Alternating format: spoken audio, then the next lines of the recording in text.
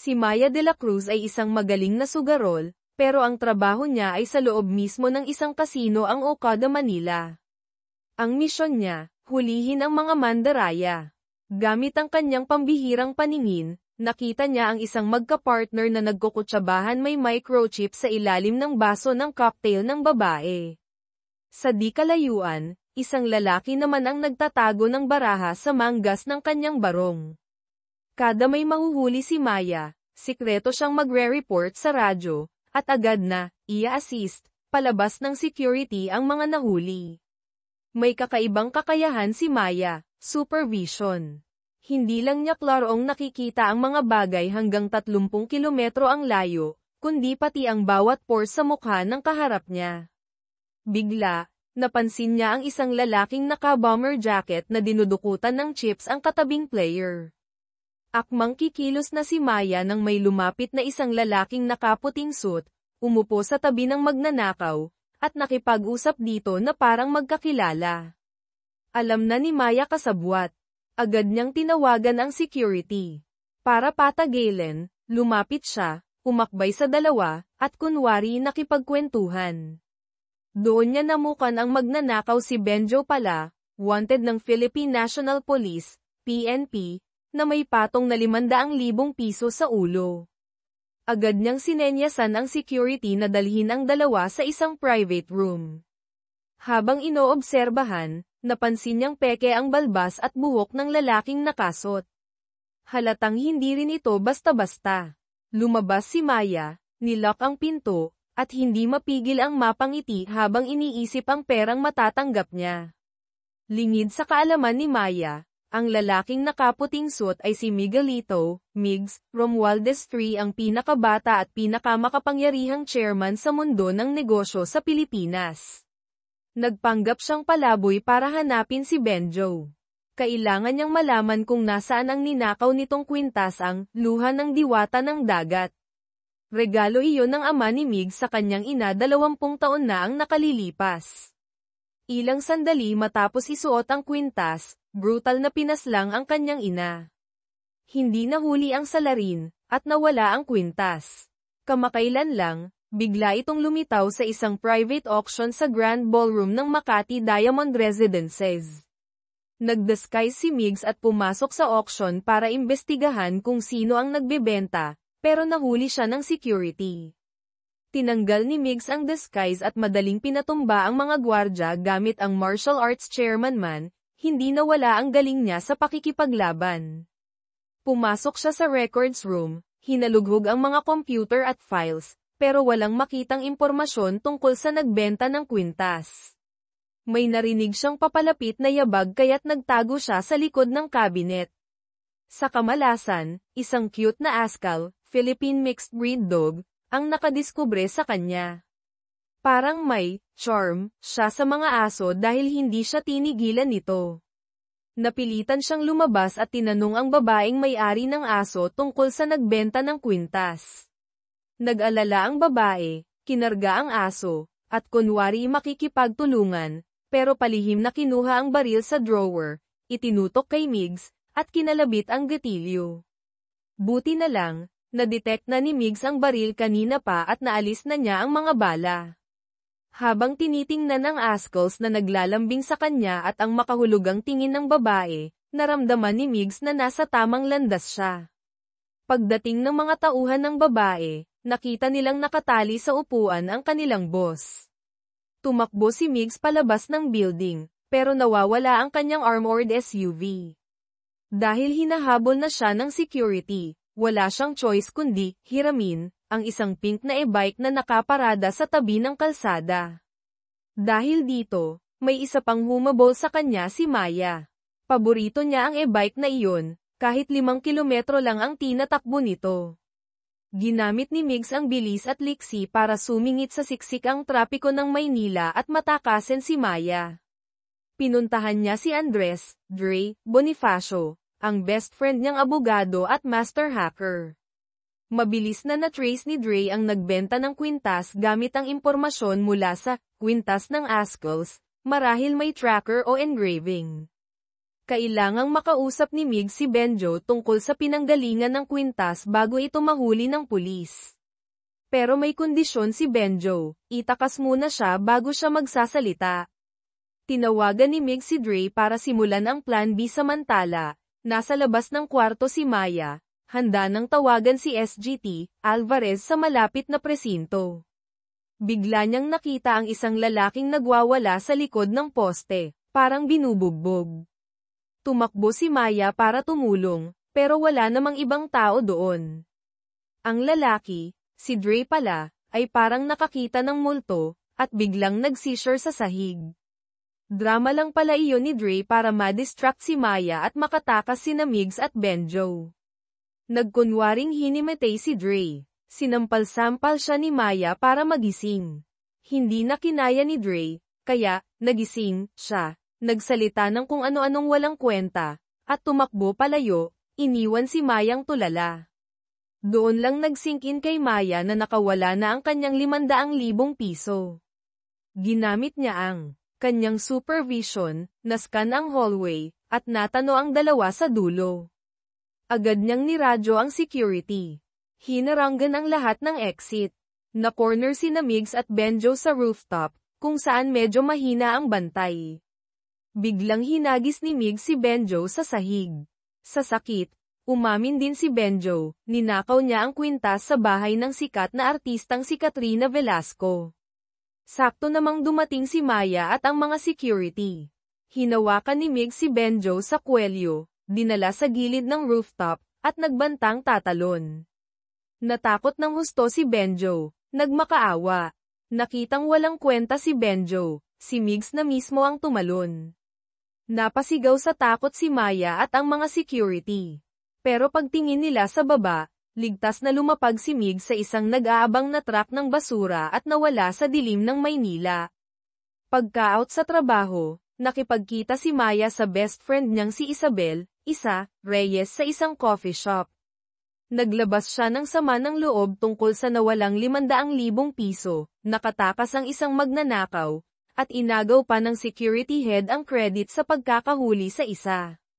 Habang kino-comfort siya ni biglang nakita ni Maya ang pamilyar niyang pink na helmet na suot ng isang rider na dumaan. Naibalik na pala ang e-bike, gawa siguro ni Dre, pero wala na ang helmet. Biglang naalala ni Maya, ang lalaking tumalon sa building ang kumuha ng e-bike niya. At ang driver ng truck ng basura ang malamang na may suot ng helmet. Ibig sabihin, nasa truck ng basura si Benjo. Desidido siyang mabawi ang 500,000 piso niya. Walang sabi-sabi, sumakay si Maya sa motor niya at humarurot. Gamit ang mata niyang kasing talas ng agila, klaro niyang nakita ang plate number ng truck. Umakyat siya sa pinakamataas na building sa lugar, tinanaw ang buong syudad, at mabilis na nalocate ang truck. Maya-maya, nakita niya si Migs, nakaitim na ngayon, na pumapasok sa isang mamahaling condo unit sa Rockwell Center. Agad tumawag si Maya sa pulis. Nakatutok ang mga mata niya kay Mig sa bintana ng unit, at nanlaki ang mga ito nang makita ang malaking bahid ng dugo sa kama. Pagpasok ni Mig sa bahay ni Katrina Velasco, nalaman niyang may naganap na murder. Akma na siyang aalis nang dumating ang mga pulis. Siya ang naging numero 1 sospek. Swerte niya, dahil kara-rating lang niya at walang direktang ebidensya, pinakawalan siya pero pinagbawalan umalis ng bansa at kailangang makipagtulungan sa investigasyon.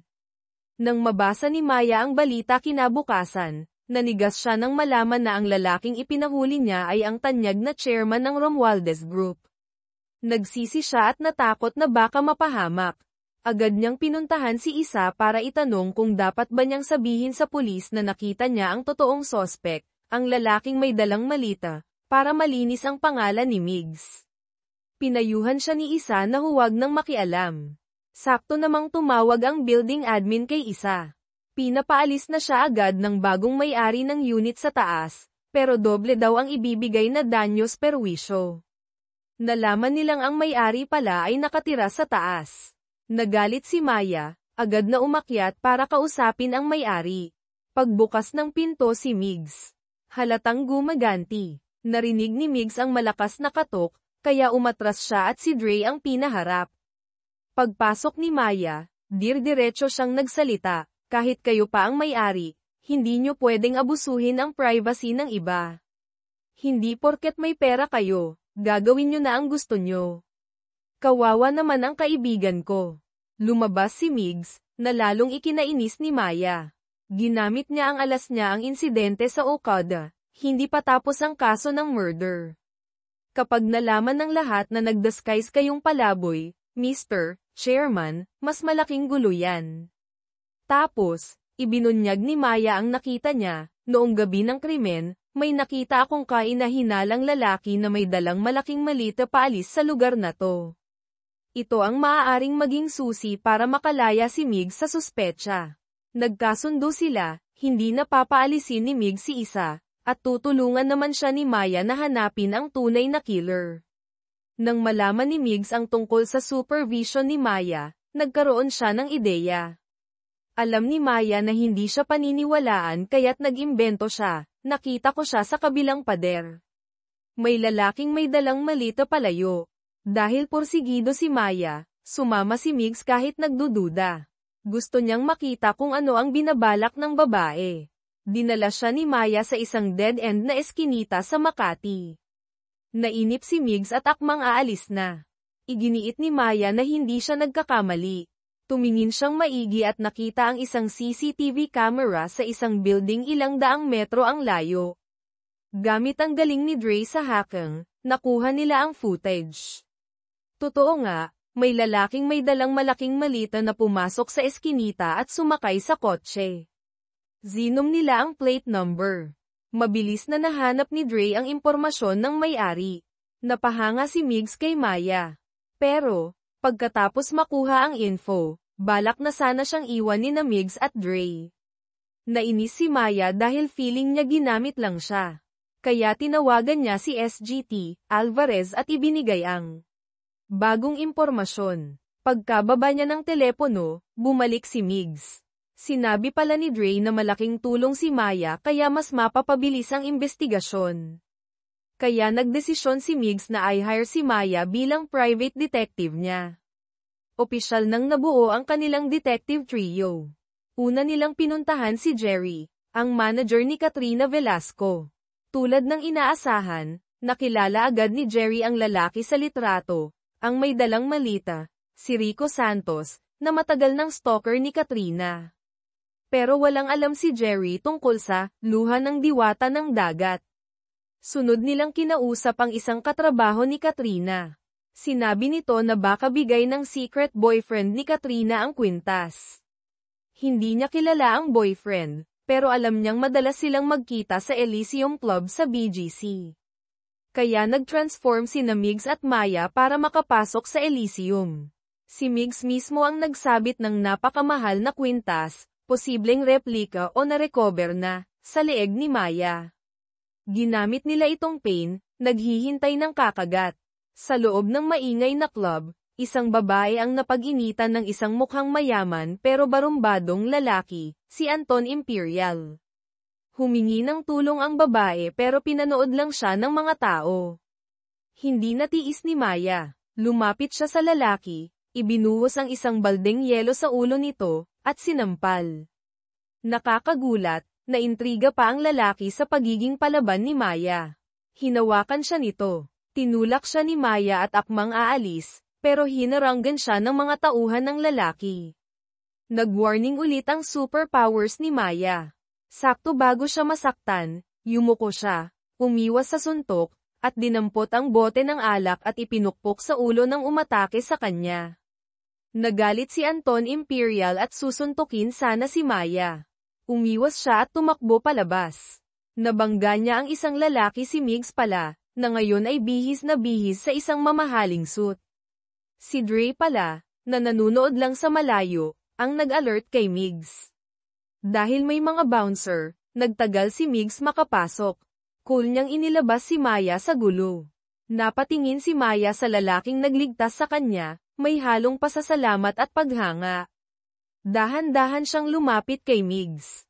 Nataranta si Migs, kinabahan pero may halong pag-asa. Biglang bumulong si Maya, ano bang iniisip mo? May kumukuha ng video natin, nakita ko sa reflection ng mata mo. Lumingon si Migs pero wala siyang nakita. Ipinilit ni Maya. Pinuntahan ni Migs ang lalaking nakamask na tinuro ni Maya. Tama nga, may hidden camera. Nahuli, tumakbo ang lalaki pero natisod ni Maya. Pagtanggal ng maskara si Jerry pala, ang manager ni Katrina. Professional ang gamit niyang equipment. Umamin siya na inutusan siya ng boss niya, si Mr. Tan, na kumuha ng mga scandalous videos ng mga babaeng artista para i-blackmail sila, para pumirma ng kontrata o sumunod sa gusto ng kumpanya. Sa pagkakataong ito, ang misyon niya ay gumawa ng iskandalo involving Migs para mapilitan si Migs na mag-invest o makipag-partner sa kumpanya nila. Para makakuha ng ebidensya, ginamit ni Migs ang phone ni Jerry para i-text si Mr. Tan, nahuli ako, boss. Hinahanap ni Migs Romualdez ang ibang videos. Sakto namang natanggap ni Mr. Tan ang text at akmang buburahin ang files nang dumating ang detective trio. Alam ni Mr. Tan na wala siyang takas kaya nilunok niya ang memory card. Nabulunan siya. Nagpanik sina Migs at Dre. Si Maya ang kumilos. Ginawa niya ang Heimlich maneuver. Lumipad palabas ng bibig ni Mr. Tan ang memory card. Tulala sina Migs at Dre. Kalmadong pinulot ni Maya ang memory card at ibinigay kay Migs. Samantala, si SGT, Alvarez, gamit ang plate number na bigay ni Maya, ay na-identify na ang sasakyan ng sospek. Sa loob ng kotse, nakakita sila ng dugo at kapirasong parte ng kwintas na nahulog sa siwang ng upuan. Agad na ipinag-utos ang DNA comparison at pag-aresto kay Rico Santos. Bumalik ang tatlo sa penthouse ni Migs at ni-review ang mga video sa memory card. Nakita nila si Katrina Velasco sa isang video na may suot na bracelet para sa cancer patient support mula sa isang kilalang ospital sa Makati. Muling gumana ang matalas na mata ni Maya.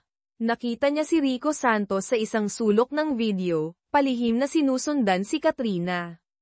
Nakilala niya ito dahil sa keychain na Christmas tree, popular na palamuti sa Pinas, na nakasabit sa backpack nito. Siya ang lalaking lumabas sa kondo ni Katrina noong araw ng krimen.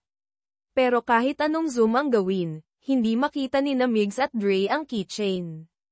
Hindi maipaliwanag ni Maya ang kakayahan niya, kaya nagpaalam na lang siya dahil gabi na. Palabas na siya nang tawagin siya ni Migs, may nakalimutan ka ba?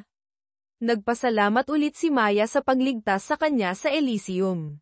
Pero sabi ni Migs, pakisauli ang kwintas. Nahihiyang tinanggal ni Maya ang luha ng diwata ng dagat. Habang pinapanood niyang itinatago ito ni Migs, bumulong siya, grabe, ang yayaman talaga, ang cookier ipot. Nang sabihin ni Dre na 50 million pesos ang halaga nito, halos mahulog ang panga ni Maya sa gulat, at napahawak siya sa leeg niya. Pag-uwi ni Maya sa apartment nila sa Quezon City, inusisa siya ni Isa. Ang suot niyang damit ay halatang designer, nagkakahalaga ng milyon-milyong piso, katumbas ng kalahating taong sweldo ni Isa. Saan ka ba nagraraket, Maya? Tanong ni Isa. Ngumiti lang si Maya ng misteryoso. Isa, nagkaroon ako ng pinakaastig na trabaho sa buong buhay ko ngayong araw. Ang adventure ng babaeng may mata ng agila at ng bilyonaryong chairman ay nagsisimula pa lamang. Kinabukasan, matapos maproseso ang litrato, malinaw nang nakita ni Migs at Dre ang Christmas tree keychain sa backpack ni Rico Santos. Dito nila napagtanto na totoo lahat ng sinabi ni Maya. Mayroon nga siyang 1,000-mile eyes, isang pambihirang kakayahan sa paningin. Para makasigurado, umakyat si Migs sa rooftop ng Romualdez Tower, tinawagan si Maya, at sinabing may sorpresa siya. Pinatingin niya si Maya sa tuktok ng building nila. Nang tanggalin ni Maya ang kanyang salamin at tumutok sa malayong gusali, nanlaki ang mga mata niya sa gulat. Isang malaking digital sign ang nakasulat, Maya, alam ko ang sikreto mo. Alam na ni Migs. Para subukan pa ang reaksyon niya, nagpanggap si Migs na nawalan ng balanse at sumigaw na parang mahuhulog. Agad na napasigaw sa takot si Maya sa kabilang linya. Dahil sa reaksyong iyon, 100% ng sigurado si Migs kitang-kita nga ni Maya ang bawat kilos niya. Sa tulong ni Maya, mas mapapadali ang paglutas sa komplikadong kasong ito. Habang nag-uusap sina Migs at Dre sa law office ni Dre, biglang tumunog ang alarm. Sa CCTV, nakita nila si Jerry ang manager na pilit sinisira ang pinto. Sakto namang kada rating lang ni Migs mula sa isang secret passage ng buong lakas na itinutulak ni Jerry ang pinto. Napansin agad ni Migs ang medical bracelet sa braso ni Jerry kapareho ng suot ni Katrina Velasco sa mga litrato, simbolo ng donasyon para sa mga batang may cancer sa Makati Med. Isang napakahalagang clue. Mabilis na pumasok si Migs sa secret elevator sa likod ng bookshelf, bumaba sa basement na sikretong konektado pala sa isang safe zone sa ilalim ng Romualdez Tower. Kasabay nito, iniimbestigahan din ni Dre ang anak ni Rico Santos, ang sospek na may malita, si Angelo, Tintin, Santos, na kasama rin sa listahan ng mga benepisyaryo ng donation drive. Ang koneksyon pala ni Rico at Katrina ay ang bata. Akmang aalis na si Migs para mag-imbestiga nang makarinig siya ng ingay sa ibaba. Nakita sa monitor ang grand opening ng isang dessert shop sa ground floor, na dinudumog ng mga empleyado mula sa kalapit na opisina, kasama na ang mga taga-Romualdez Group. Mahahalata si Migs kapag dumaan siya doon. Buong kumpiyansang sinabi ni Dre na siya na ang bahala.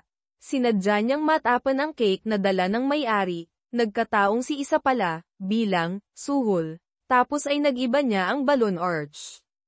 Kahit anong ayos, hindi tumayo ng maayos ang mga lobo. Sa huli, napilitan si Dre na maging taga-aliw. Nakita ito ni Maya kaya tinulungan niya si Dre, na lalong nagpatibay sa kanilang kakaibang pagkakaibigan. Pumunta sila sa Makati Med Hospital. Pagdating doon, nakita nilang naroon na ang mga pulis para mag-imbestiga at ang hepe ay si SGT, Alvarez, kuya ni Maya. Mabilis silang nagtago at nakinig. Narinig nila mula sa nurse na kada rating lang ni Tintin mula sa discharge. Base sa naunang pahayag ng bata sa pulis, mabait at maalaga si Rico sa harap ng ibang tao, pero malupit kapag sila lang dalawa. May nag-report na dati tungkol sa kalagayan ng bata. Pero dahil bata pa si Tintin at takot, hindi pa siya mailayo sa mapang-abusong ama. Narinig din nilang na-issue na ang search warrant para sa bahay ni Rico Santos. Pagkaalis ng mga pulis, tiningnan ni Migs at Maya ang mga litrato sa pediatric ward. Nagulat sila nang makita si Katrina Velasco sa maraming pictures, masayang karga-karga si Tintin. Ang isang sikat na saplada at palaban tulad ni Katrina ay hahayaan lang ang stalker, si Rico, naguluhin siya ng matagal. Siguradong may sekreto sila. Samantala, sa bahay ni Rico Santos, naghalughog ang team ni SGT, Alvarez. Natuklasan nilang lulong pala sa droga, shabu, si Rico at ginagamit ang perang panggamot ni Tintin para sa bisyo. Dahil gipit, pinuntirya niya si Katrina. Kinumpirma rin ng mga kapitbahay na nambubugbog si Rico, ilang buwan na ang nakalipas nang bugbugin niya ang asawa kaya ito umalis at hindi na bumalik. Napansin ni SGT, Alvarez ang tuyong dugo sa isang sulok. Nang iangat niya ang lumang kumot, tumambad ang maraming patak ng tuyong dugo. Para makakuha ng impormasyon sa loob ng ospital, inayos ni Dre na ma-admit si Maya, kunwari check-up, at makasama sa kwarto ang isang madaldal na ginang, Tita Lorna. Agad na inakala ni Tita Lorna na bagong kasal sina Migs at Maya. Para maitago ang pakay, oo na lang si Migs. Sa ilalim ng mapanuring mata ni Tita Lorna, maingat na ay nalalaya ni Migs si Maya, na nagkukunwaring mahina, palabas ng kwarto.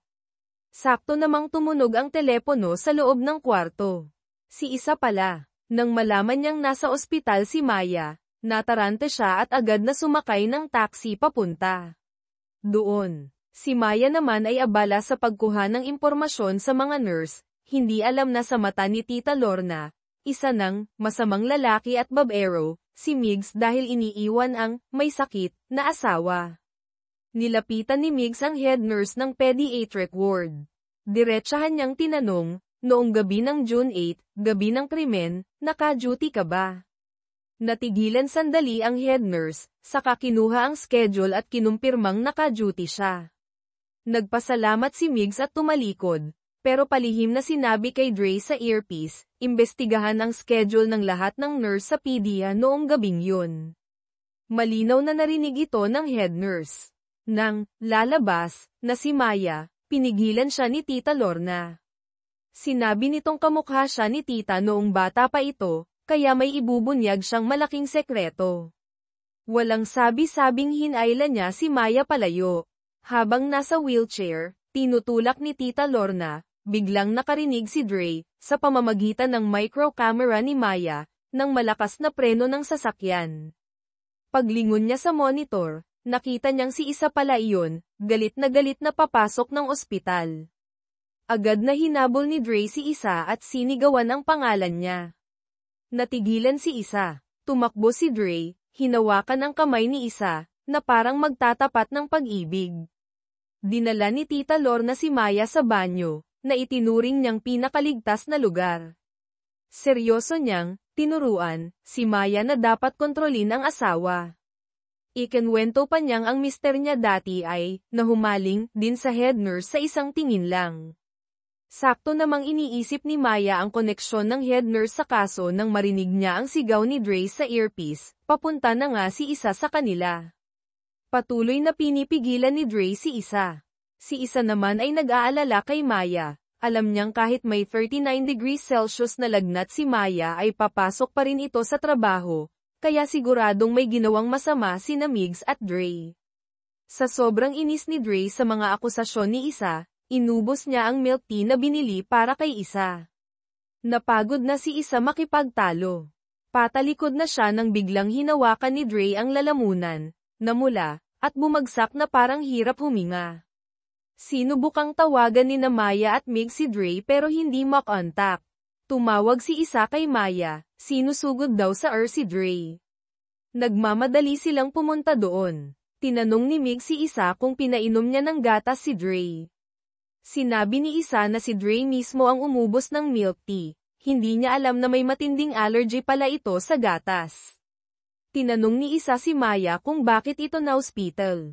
Nagsinungaling si Maya na nagpa-check up lang. Nang makitang okay naman si Maya, nakahinga ng maluwag si Isa.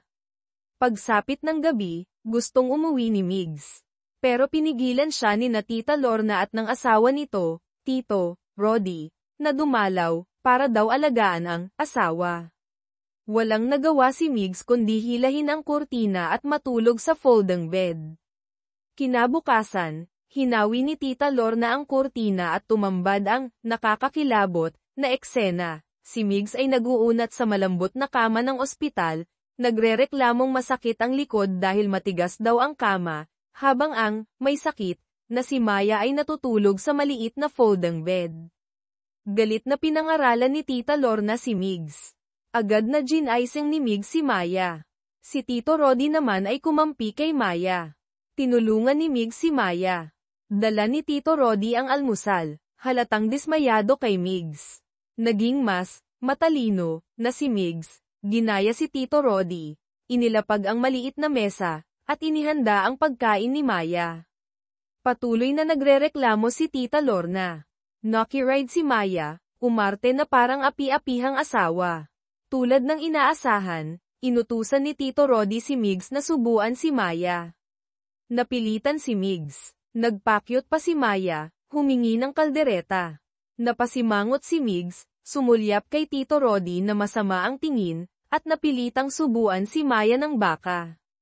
Pagkalabas nila ng kwarto matapos mag-almusal, natigilan si Migs nang makita si Jerry na nagmamasid sa hallway. Nang makita ni Jerry na nakita siya ni Migs, natakot itong tumalikod at tumakbo. Pero porsigido si Jerry, kahit pilay pa, hinabol niya si Migs. Nang makita ni Migs si Maya, para siyang nakakita ng anghel. Tumakbo siya papalapit kay Maya. Naguguluhan pa si Maya nang bigla siyang takpan ni Migs sa bibig at hilahin patago sa isang sulok. Nakalusot sila kay Jerry. Pinag-usapan nilang tatlo ang mga clue. Base sa kwento ni Tita Lorna at saka inahinalang kilos ng head nurse, nagsinungaling tungkol sa duty, siya na ang pangunahing sospek. Pero, nang mag-imbestiga pa si Dre, nalaman niyang part-time Latin dance instructor din pala ang head nurse. Noong gabi ng krimen, may klase siya. Ibig sabihin, may alibay siya. Habang hindi nila alam ang gagawin, napansin ni Maya ang ballpen ng isang batang nurse intern. May palamuti itong Christmas tree kapareho ng keychain sa backpack ni Rico at ng ballpen na madalas gamitin ng head nurse. Nang tanungin, sinabi ng intern na sa head nurse nga ang ballpen, hiniram lang niya. Tinanong ulit ni Maya ang tungkol sa June 8. Naalala ng intern na parang umuwi ng mas maaga ng 2 oras ang head nurse noon. Malinaw na nagsinungaling ang head nurse. May sapat siyang oras para pumunta sa crime scene. Na-realize nilang nagkamali sila ng direksyon. Ang tunay na sospek ay ang head nurse. Kasabay nito, natapos na ring suriin ni Dre ang kotse ng head nurse. Ang malaking malita na ginamit ni Rico Santos sa pag-stage ng krimen ay natagpuan sa compartment. Ang GPS history ng kotse ay nagpapakita ng isang address sa labas ng Maynila na madalas puntahan. Nagpalit na ng damit ang head nurse, handa nang umuwi. Bago umalis, tumawag siya sa telepono, maingat ang pananalita. Gamit ang kakayahan ni Maya, nabasa niya ang labi nito at na-memorize ang numero. Pagkaalis ng head nurse, palihim nilang tinawagan ang numero. Isang pamilyar na boses ng babae ang sumagot sa voicemail. Nanlaki ang mata ni Migs at mabilis na ibinaba ang tawag. Boses iyon ni Katrina Velasco. Sakto namang bumalik ang head nurse dahil may naiwan. Nang makita sila, nagbago ang itsura nito, tumalikod, at tumakbo. Hinabol nila ito. Nagkaroon ng habulan sa loob ng mataong ospital. Dahil hindi sila pamilyar sa lugar, nawala nila ito. Buti na lang, nakikita pa rin ni Maya ang head nurse kahit nagtanggal na ito ng coat at nagsombrero. Sinabi ni Maya ang lokasyon kay Migs at sinundan ang head nurse papasok sa isang lumang bodega. Pagpasok ni Maya, anabangan siya ng head nurse mula sa dilim at tinurukan ng pampatulog. Agad siyang nawalan ng malay. Natanggap ni Migs ang lokasyon, mabilis siyang pumunta doon. Nakita niya ang earpiece ni Maya sa sahig, alam niyang may mali. Maingat siyang pumasok sa bodega, nakitang dahan-daang sumasara ang pinto. Pagbukas niya, nakita niyang walang malay si Maya sa sahig. Palapit na siya nang sugurin siya ng head nurse mula sa likod gamit ang tubo. Madali niyang naiwasan at napigilan ito. Pero minaliit niya ang kalaban, isa pang hiringgilya ang naiturok sa kanya. Bumagsak din si Migs. Sa labas, hindi mapakali si Dre dahil walang sumasagot. Nakita niyang paalis ang head nurse sakay ng kotse. Natarante siya, hahabulin ba niya o tutulungan ang dalawa? Pagkagising ni Migs at Maya, natuklasan nilang nakatali ang kanilang mga kamay at paa ng dextrose tube sa isang lumang kama. Habang pumipigles, lalong humihigpit ang tali. Naisip ni Migs ang isang paraan. Ang tanging magagamit nila ay ang kanilang bibig. Akala ni Maya ay sisiga siya. Sinabi ni Migs na gamitin ang bibig para kalagin ang tali niya. Napilitan si Maya, pero hindi mapigilan ni Migs na matawa dahil sa kiliti. Lalong humirap ang pagkalag. Nainis siya, sinabing, ang hina mo, at siya na mismo ang kumalag sa sariling tali. Sakto namang dumating si Dre. May narinig siyang, hindi maipaliwanag na ingay, tawa, kaluskos, mula sa loob. Dahan-dahan niyang binuksan ang pinto. Nagulat siya sa nakita, si Migs na pilit kinakales ang tali malapit sa mukha ni Maya. Nagsorry siya at isinara ang pinto. Nagbibiro lang pala si Dre, bumalik siya agad at tinulungan sila. Agad silang sumakay sa kotse, patungo sa address na madalas puntahan ng head nurse base sa GPS. Habang nasa biyahe, sinabi ni Dre na siguradong may kasabwat ang head nurse sa pagpatay kay Katrina para sa pera. Pero nagulat sila sa sinabi ni Migs, hindi patay si Katrina. Ikinwento niya ang pagkakarinig sa boses nito sa telepono kanina. Sakto namang may isang puting kotse na humarurot papalapit at ginigit-git sila. Mabilis na umiwas si Migs. Muntik na silang magbanggaan. Sigaw ni Dre, baliw ka ba? Walang imik na bumaba si Migs. Kotse pala iyon ng head nurse. Binuksan niya ang pinto sa likod. Naroon si Katrina Velasco, mukhang pagod pero buhay. Mas komplikado pala ang kwento. Nabuntis si Katrina ng isang mayaman ngunit malupit na tycoon matapos maloko. Handa niyang talikuran ang career para sa anak. Pero pinarusahan siya ng tycoon. Sinuhulan nito ang head nurse para sabihing namatay ang sanggol pagkapanganak. Sa loob ng 7 taon, nagdusa si Katrina, nag-volunteer sa ospital, malapit pala sa anak. Isang araw, nakaramdam siya ng kakaibang koneksyon kay Tintin. Nabisto rin ang kasinungalingan ng head nurse. Nalaman niyang niloko siya ng 7 taon. Nakita niya ang mga pasa sa katawan ng anak gawa ng ama-amahang si Rico. Nanumpa siyang pagbabayaran si Rico at ang tycoon. Ninakaw niya ang luha ng diwata sa tycoon, akala niya'y hawak na niya ito sa leeg. Pero ninakaw ito ni Benjo pagkaraan ng ilang araw. Akala ni Katrina ay nabawi na ito ng tycoon kaya hindi siya nag-report. Kinabukasan, muntik na siyang tamaan ng bumagsak na ilaw. Naisip niyang iba ang nagnakaw at gusto siyang patahimikin. Kapag nalaman ng tycoon na nawala ang kwintas at nahanap pa niya ang anak, hindi siya patatawarin nito. Kaya, sa tulong ng head nurse, itinayo niya ang eksenang pinatay siya, ninakaw ang kotse ni Rico, nagkalat ng dugo sa bahay niya, gumamit ng malita para magmukhang dinukot siya. 2 ibon sa isang bato, makatakas sa tycoon at may diin si Rico. Pero hindi niya inaasahan si Migs. Nakita agad ni Migs na hindi natural ang mga talsik ng dugo, hinala niyang may nag-stage nito. Ang dahilan kung bakit porsigido si Migs ay para mahanap si Katrina at tanungin tungkol sa pinanggalingan ng kwintas, ang tanging clue sa pagkamatay ng ina niya 20 taon na ang nakalilipas. Nakiusap si Katrina kay Migs na paalisin muna siya. Kailangan operahan ang anak niya sa ibang bansa. Pagkatapos, sasabihin niya ang lahat. Kapag na-delay pa tayo, aalis na ang eroplano. Kapag hindi kami nakasakay, hindi na maabyutan ng anak ko ang operasyon. Nakita ni Maya si Tintin, mapatla pero matapang. Naawa siya. Hinailan niya si Migs, hayaan na natin sila. Pero ang kwintas ay konektado sa pumatay sa ina niya. Hindi sisuko si Migs. Sakto namang may narinig silang sirena ng pulis. Nataranta sina Katrina at ang head nurse, akmang tatakas. Si Dre pala ay pinatulog na rin ng head nurse kanina pa. Habang hinihintay magising si Dre, tinitigan ni Migs ang mga abstract painting sa dingding ng private clinic kung nasaan sila. Pagkagising ni Dre, inutusan siya ni Migs na i-track ang kotse na gagamitin ni Katrina sa pagtakas, palihim pala nilang nakabitan ng tracker si Katrina o ang head nurse. Sinundan nila ang tracker papunta sa isa pang maliit na pribadong ospital. Mapatla si Tintin pero pinipilit na okay lang siya at gusto nang sumakay ng eroplano. Minamadali rin sila ng head nurse. Pumasok sina Migs, Maya, at Dre. Halos masiraan ng loob si Katrina. Kailangan mo ba talagang gawin to, Romualdez? Tanong niya.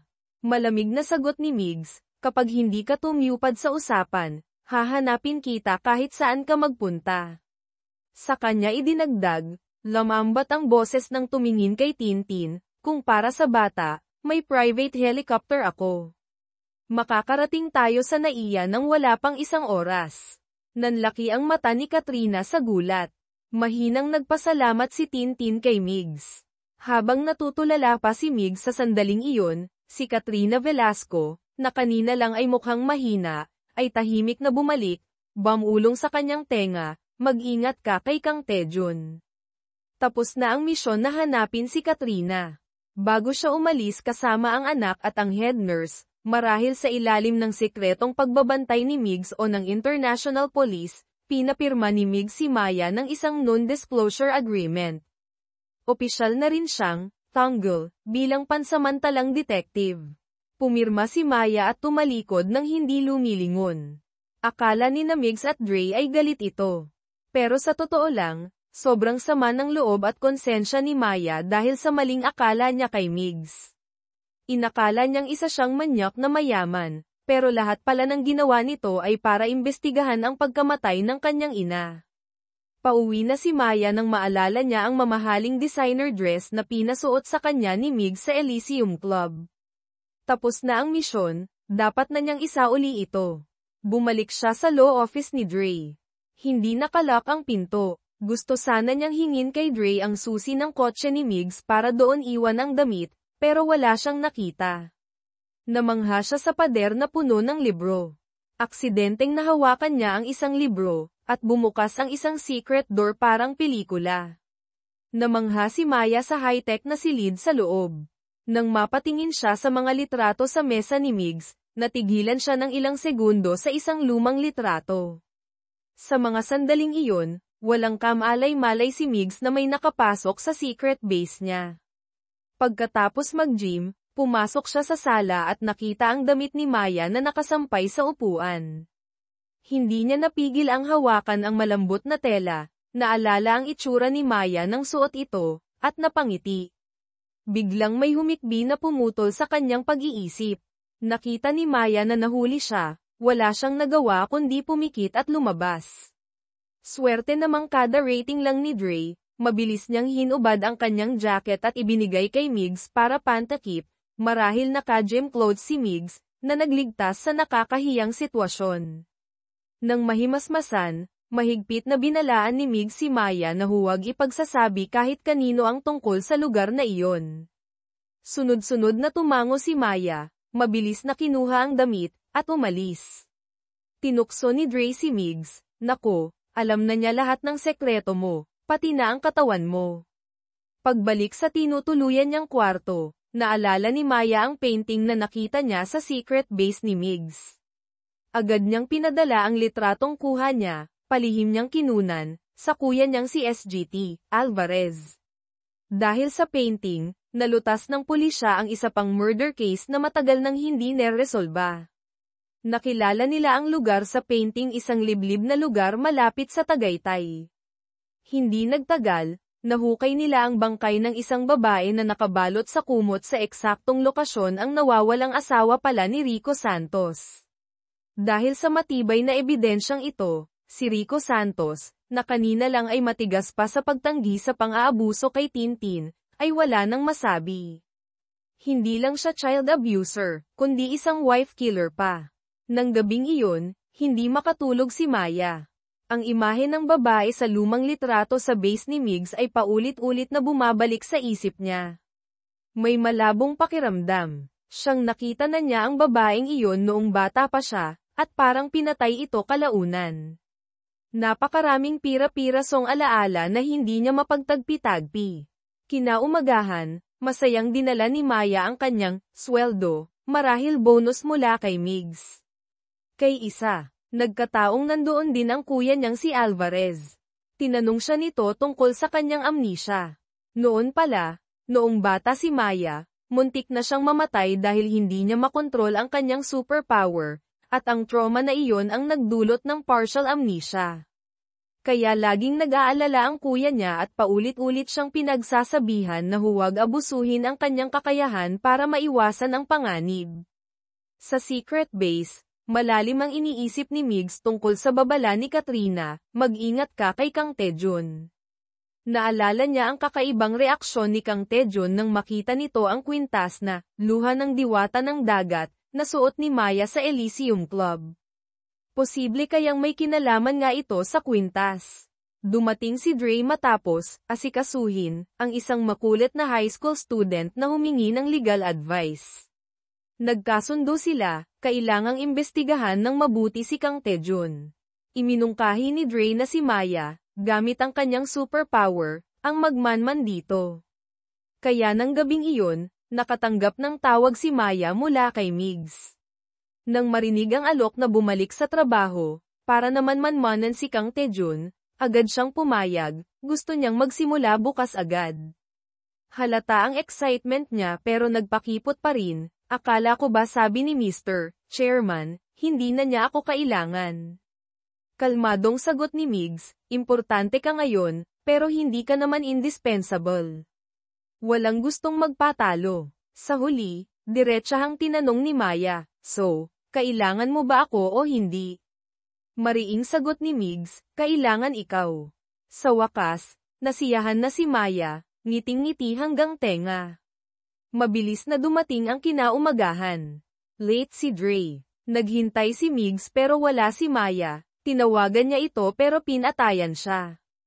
Naiinis na ang supladong CEO nang i-check ni Dre ang tracker, marahil kinabitan si Maya. At nalamang nasa ibang lugar si Maya imbes na sa meeting place. Tinawagan nila si Isa at nalamang pinuntahan si Maya ng isang nakababatang kapatid sa ampunan na si Yuan dahil may emergency daw. Nagmaneho sila papunta sa bahay Kalinga Orphanage, kung saan nakatira si Yuan. Dito nalaman ni Migs na dito rin pala lumaki si Maya.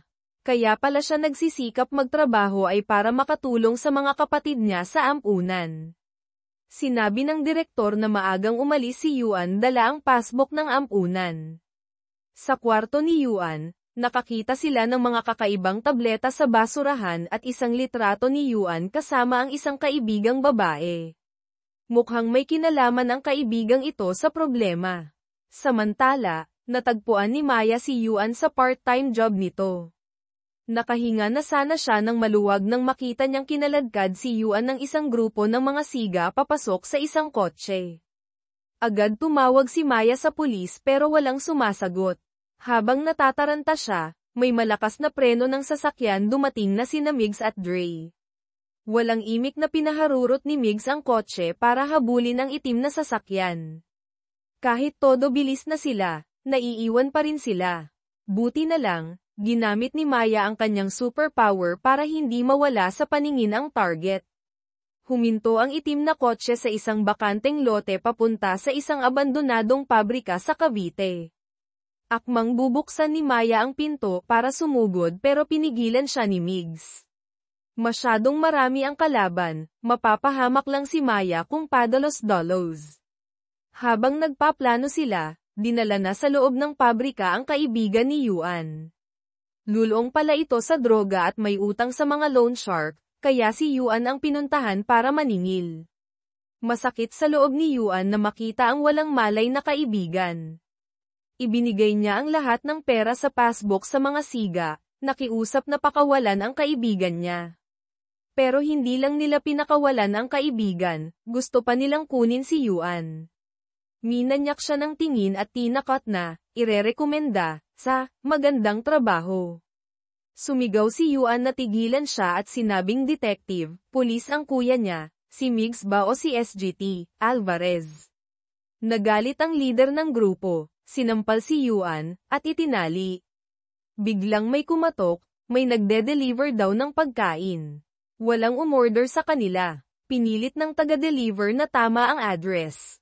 Nag-aalangang binuksan ng dalawang siga ang pinto, nakita nila si Migs na naka-helmet ng delivery rider.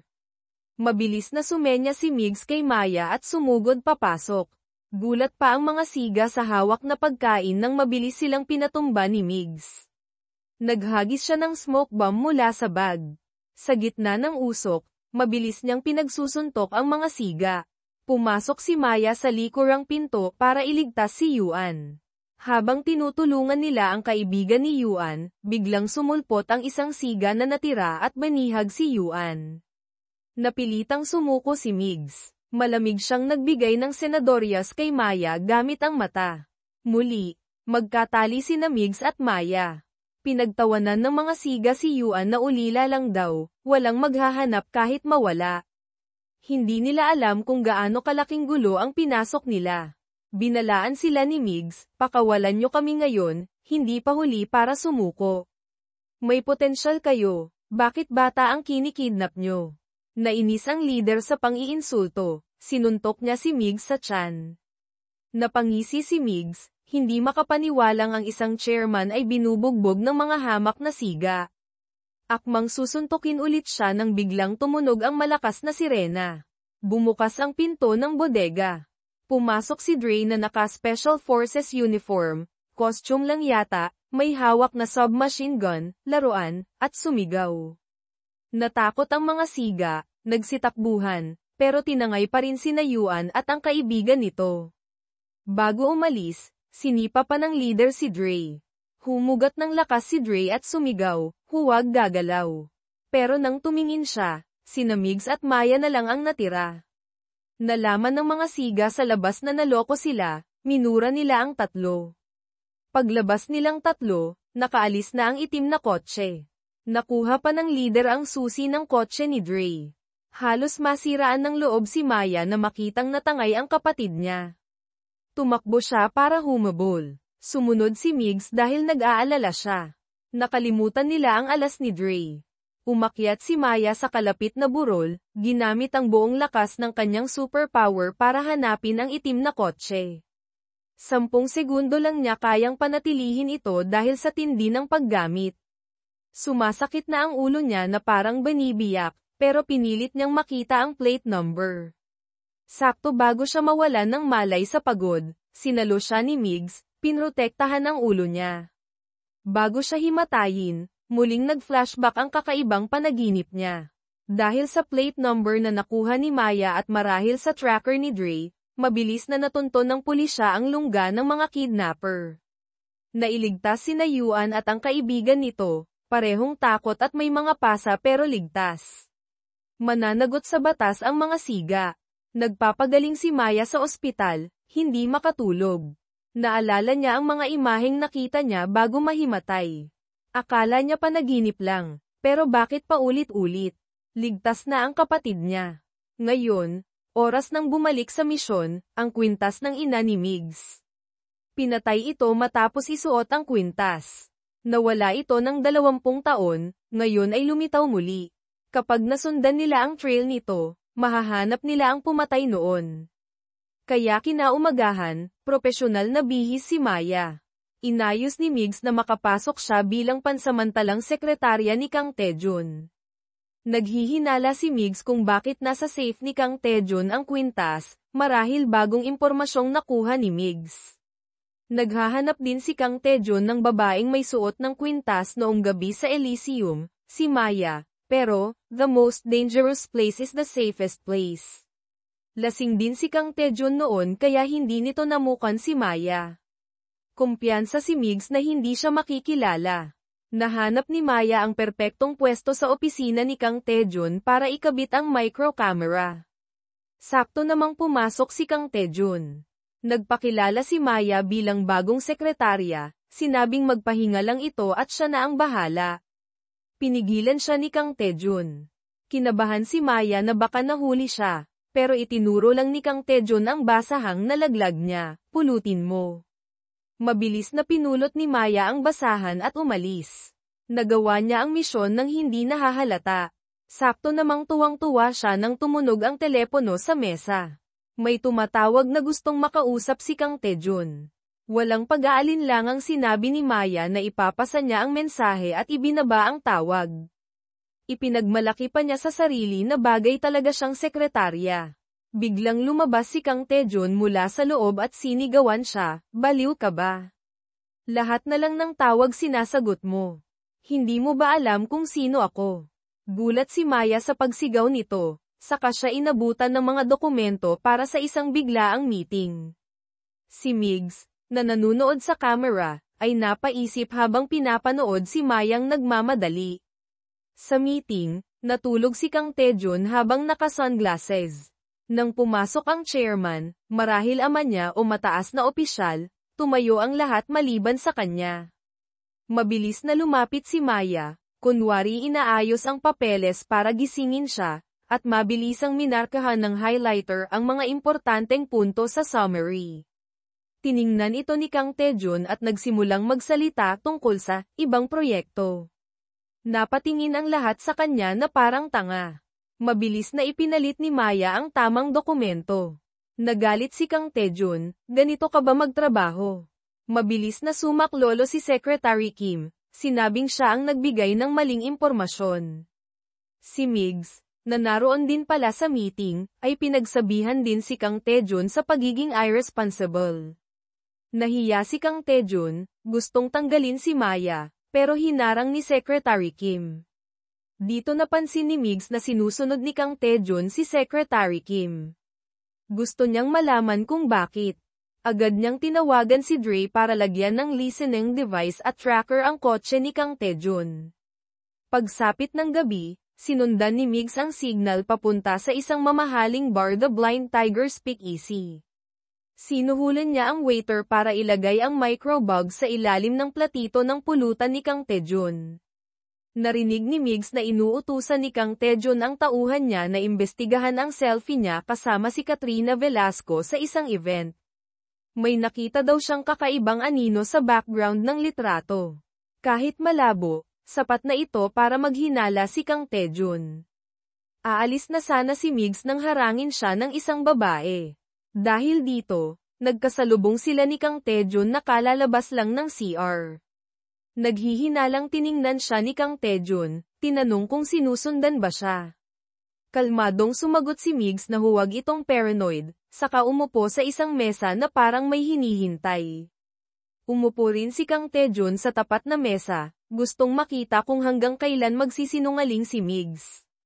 Hindi na makapaghintay si Migs, tinawagan niya ang kanyang sekretarya, Plan B ni Dre. Agad na may sumagot na boses ng babae mula sa entrance ng bar. Nagulat sina Migs at Kang Tae-jun, nakita nila ang isang grupo ng magagandang sekretarya na kamakaway kay Migs. Mabilis na kumaway pabalik si Migs. Gulat si Kang Tae-jun, hindi niya akalaing may totoong kamiting si Migs, at isang grupo pa ng sekretarya. Ang mga sekretarya naman ay tuwang-tuwa na sina Chairman Romualdez at Director Kang ay naroon sa kanilang welcome party. Hindi nagtagal, ang welcome party ay naging fan meeting. Naroon din si Secretary Kim. Nakita ni Migs na kasama rin si Maya sa grupo. Palihim niyang tinext si Maya na umalis na. Pero nakita siya ni Kang Tae-jun, marahil naalala na ang bagong sekretarya, hinayla siya nito at pinainom. Walang nagawa si Maya kundi uminom ng uminom. Nagsimula ng malasing ang lahat at magsalita ng kung ano-ano. Tulad ng inaasahan, tinawag ng mga staff si Kang Tae-jun na baliw ng patago. Halatang kinaiinisan siya ng lahat. Mayroon ding lasing na nagtapat kay Secretary Kim, pero kalmado lang itong nakikinig. Nang si Maya na naman ang pinag-iinitan ni Kang Tae-jun, si Secretary Kim ang tumulong sa kanya. Takot na takot si Maya pagkatapos ng party, pero ligtas naman. Habang nahihirapan siyang humanap ng taxi, nag-alok si Secretary Kim na ihatid siya. Si Migs, na naghihintay sa labas para masigurong ligtas si Maya, ay hindi na malayang nagseselos na pala. Nakahinga lang siya ng maluwag ng magalang na tumanggi si Maya sa alok ni Secretary Kim. Sinundan pa rin niya ang taxi ni Maya. Napangiti siya nang makita itong pagewang na bumaba ng taxi. Nang masigurong nakapasok na ito sa bahay, akma na siyang aalis. Pero sa rearview mirror, nakita niyang lumabas ulit si Maya.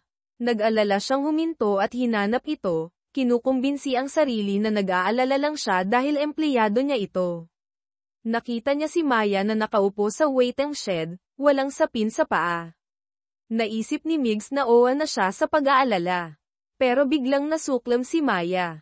Akmang lalapit si Migs para tulungan nang napigilan niya ito. Walang choice, lumapit si Migs at inalok na ipasan siya. Pumayag si Maya. Pero pagkasampa sa likod ni Migs, nagsimula itong mangulit at kumanta. Samantala, ang multitasking na si Dre ay nasa ibang club, sumasayaw ng parang wala sa sarili kasama si Isa na tawa ng tawa. Naihatid din ni Migs si Maya sa tapat ng kwarto nito, pagod na pagod. Biglang umupo si Maya mula sa pagkakasandal sa likod niya, hinawakan ang mukha niya, at sinabing para silang mag-best friend, tulad ng sabi ni Isa. Nainis at natawa si Migs sa kalasinggan nito.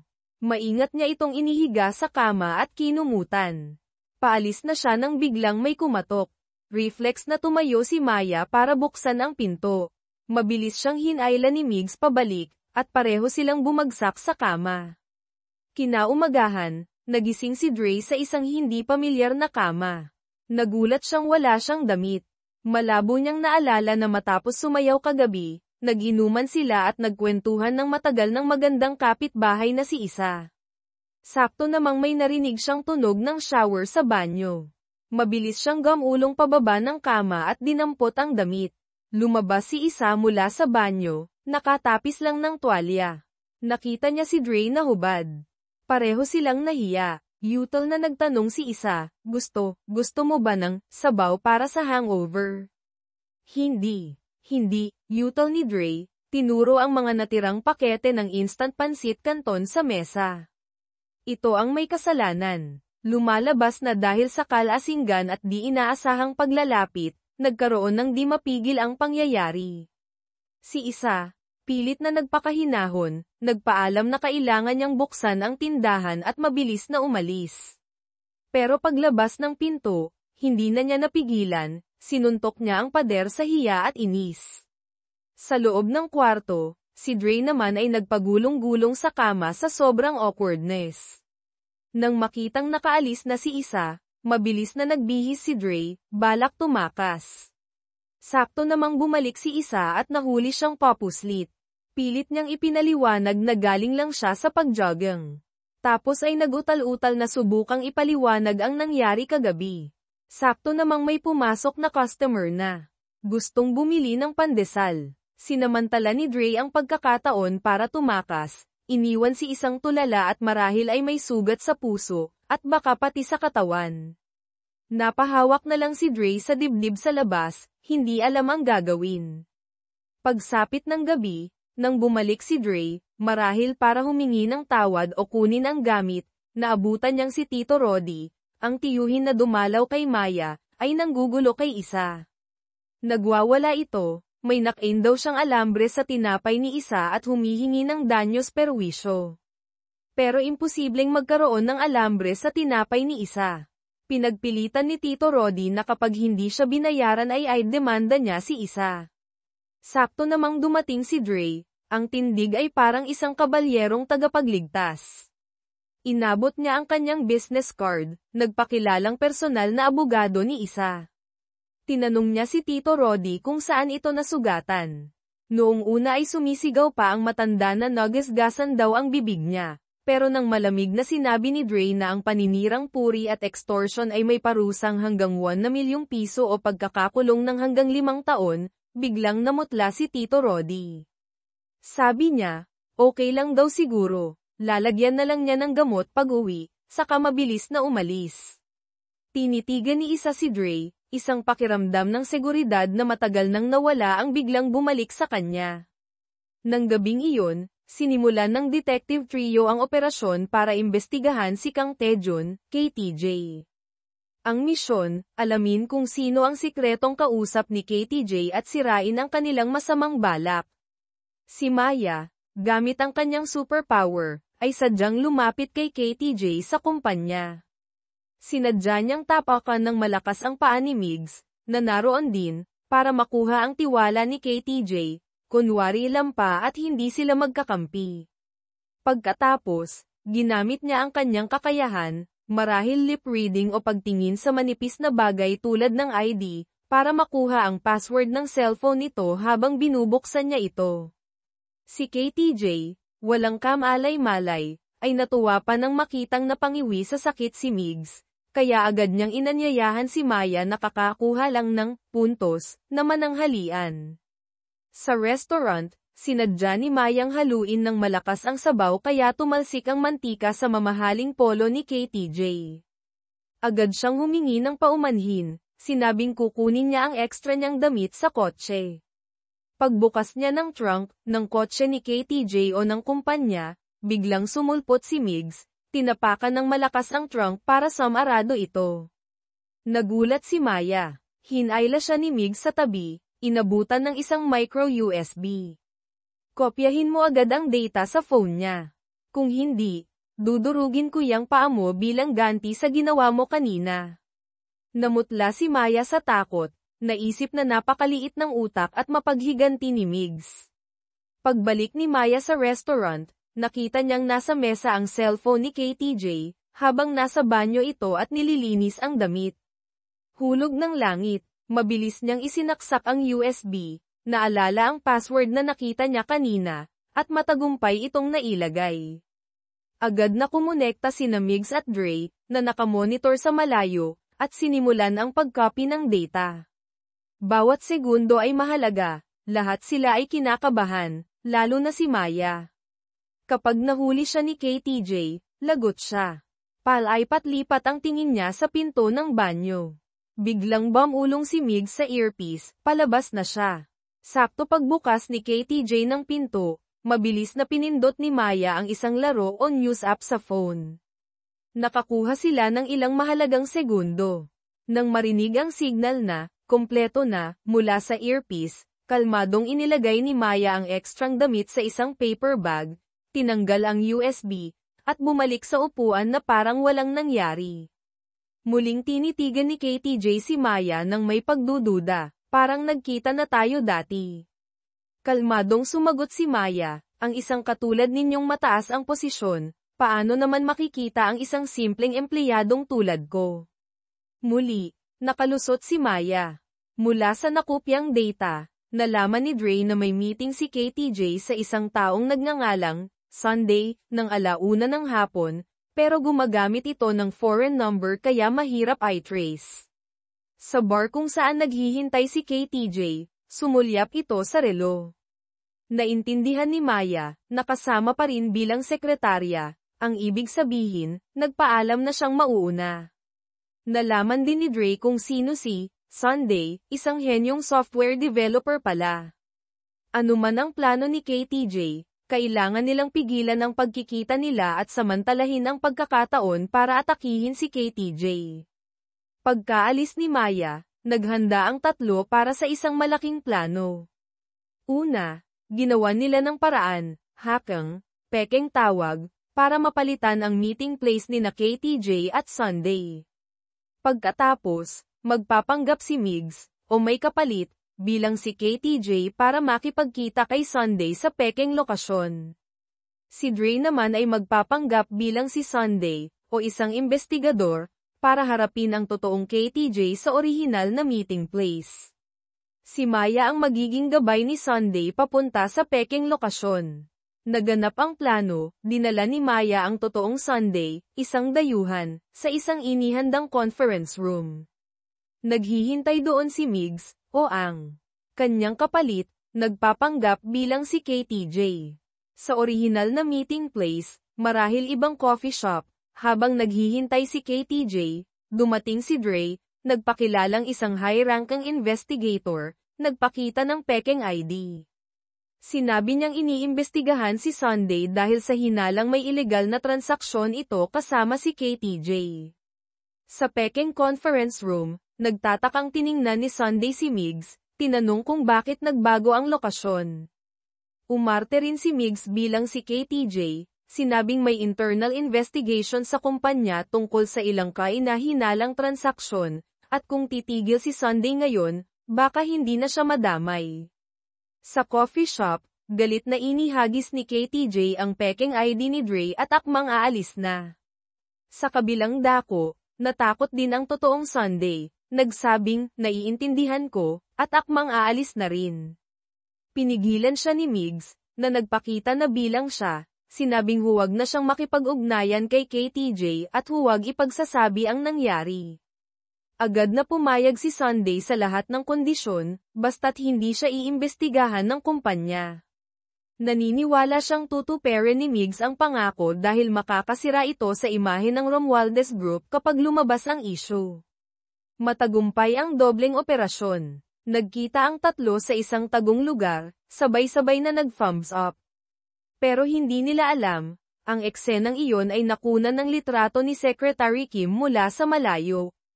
May bago na namang misyon si Maya, sirain ang blind date na inayos ng pamilya para kay Chairman Migs at Itaboy ang babaeng matagal nang may gusto dito. Sa harap ng ka-blind date, magka-holding hands sina Migs at Maya, nagpapakita ng sobrang paglalambingan. Nanlaki ang mata sa inis ng babae. Nagpakyut pa si Maya, nagpasubo kay Migs ng merienda. Kinuha ni Migs ang kalahati ng snack, marahil chicharon o otap, isinubo kay Maya. Hindi na nakatiis ang babae, padabog na umalis. Pagkaalis ng babae, agad na binitawan ni Migs at Maya ang kamay ng isa't isa na parang nandidiri. Tumalikod pa si Migs. Biglang napansin ni Maya si Secretary Kim na palihim na nanunood sa malayo. Nakuha ni Migs ang ibig sabihin, nagpatuloy sila sa pag-arte. Plano ni Migs na ipagpatuloy ang pagpapanggap na girlfriend niya si Maya para hindi na siya piliting mag-blind date. Isinuot niya kay Maya ang sunglasses, at dinala ito diretso sa presidential suite sa pinakamataas na palapag ng hotel. Bilang pabuya sa magaling na pag-arte ni Maya, in-order ni Migs ang paborito niyang panghimagas marahil special halo-halo o leche flan. Ngayon lang nakatikim si Maya ng ganoong kasarap. Sinubo ni Maya ang isang kutsara. Sakto namang humugat ng lakas ng loob si Migs para sabihin ang isang bagay, magtatapat, pero sumubo ulit si Maya at isinubo pa ito kay Migs. Pagkatapos kumain, nakatulog si Maya sa sofa. Napailing na lang si Migs sa kawalang pakialam ng babae. Biglang gumalaw si Maya, muntik nang mahulog sa makitid na sofa. Walang nagawa si Migs kundi buhatin siya ng maingat at ilagay sa malaking kama, habang siya ay kumuha ng unan at natulog sa sofa. Kinaumagahan, nagising si Migs sa tunog ng telepono, at nagulat siyang nasa kama siya. Si Maya sa tabi niya ay inaantok na kinapa ang telepono pero braso ni Migs ang nahawakan. Nagmulat siya ng mata at nakitang yakap siya ni Migs. Napasigaw siya sa takot at mabilis na gumulong palabas ng kama.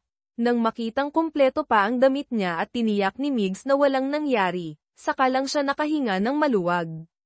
Tiningnan ni Maya ang relo, late na siya sa trabaho, kay KTJ. Sinabi ni Migs na huwag mag-alala, mag-ayos lang siya at dadaan sila sa secret passage. Pagkatapos magbihis, bumaba sila sa secret base sa ilalim ng lupa. Pareho silang medyo awkward dahil sa nangyari kagabi. Konektado pala